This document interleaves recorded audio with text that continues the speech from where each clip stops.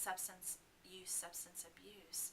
Um, but I don't think that healthcare professionals are immune.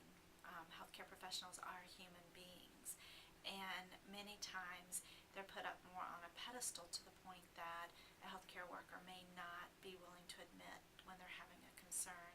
And I think that unless there's more openness about it, people will still not voluntarily share information.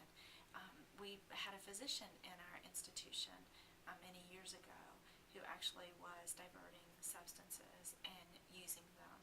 And he was very open through his rehabilitation about the issues that were associated with it. We have a lot more mechanisms in place that prevent diversion of drugs in a way.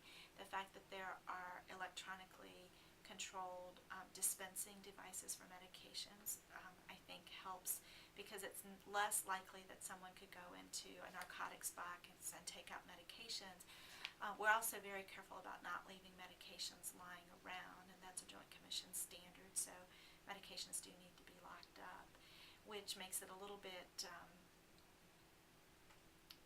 less likely that someone could divert a medication in the workplace environment.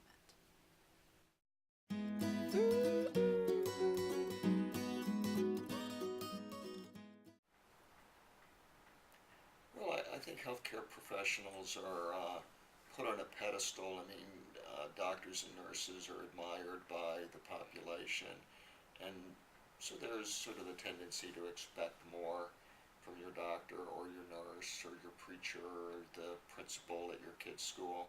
Seems to me that society is losing a lot of its stigmas for, I mean, it's, with the proliferation of media and, um, what's shocking anymore.